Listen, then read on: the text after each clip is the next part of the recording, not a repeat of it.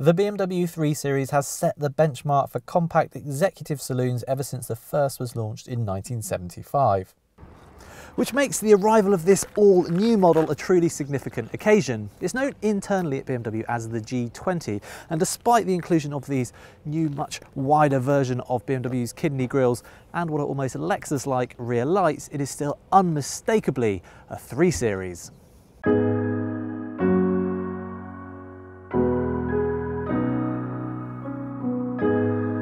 Now, while practicalities such as boot space are unlikely to be at the top of most potential 3 Series buyers' wish list, it is still worth considering how much room you get under here, the answer to which is about the same as you used to get in the previous 3 Series, which in turn means this is the equivalent of the amount of room you get in the boot of an Audi A4.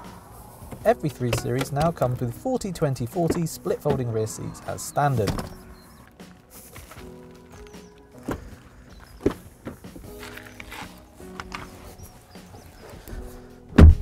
To benefit from one of the big changes BMW has made for this new 3 Series, you actually need to avoid this driver's seat and instead get in the back, because although this middle seat is still a touch narrow to get 3 adults across the back, and there is still this huge transmission tunnel to straddle, legroom for people in the outer 2 seats is much better than before. BMW's actually stretched the wheelbase by 41mm, and you really do benefit from that. There's also more headroom than before. The technology, meanwhile, is thoroughly up to date as BMW seeks to tick every box when it comes to cutting-edge design and connectivity.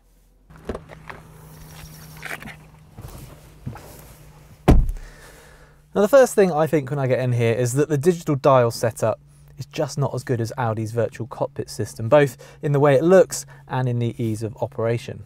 However, the interior as a whole certainly has a very cohesive design, and these materials really do feel properly premium, just as you'd expect of a 3 Series. The latest version of BMW's iDrive system includes not only a rotary controller and a touchscreen, but also can optionally be controlled via gesture and voice. That voice control includes BMW's version of Alexa, so you simply say, "Hey BMW," and the car will use natural speech recognition to respond to your every whim. However, I can't help but think, why would you bother telling the car that you're cold or asking it to change music tracks when you can simply press a button and achieve the same result? Or maybe that's just me getting old.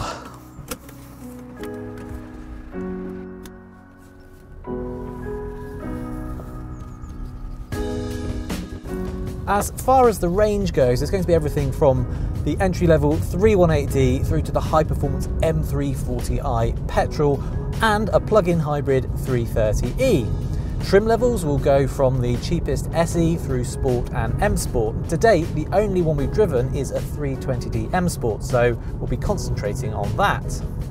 Conveniently, it might be all the 3 Series you could ever need, with 188 horsepower and 295 pound-foot of torque, giving it the ability to get from 0 to 62 miles per hour in just 6.9 seconds. It certainly feels quick enough to entertain, and what's also impressive is that we've been getting more than 57 miles per gallon, which is excellent. The other thing I really like about this 3 Series is how quiet the engine is, so you get all the benefits of a diesel in terms of mid-range pulling power without the penalty in low-speed refinement. The 8-speed automatic gearbox, meanwhile, is superb, whether left to its own devices or put into manual mode. In its sportiest setting, BMW has even engineered a little jolt as you move up through the gears.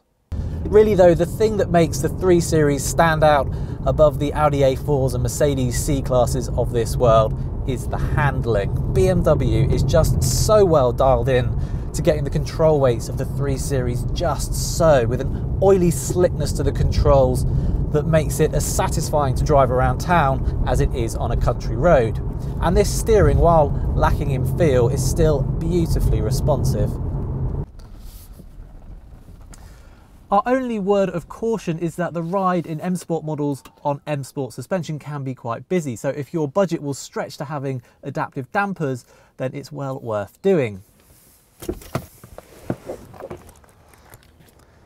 Whatever model you choose, it is unlikely you're going to be disappointed, which is one of the reasons why the 3 Series has become one of the automotive industry's most enduring models. It's also why it's not just the new 3 Series that makes a great buy, but also a used one.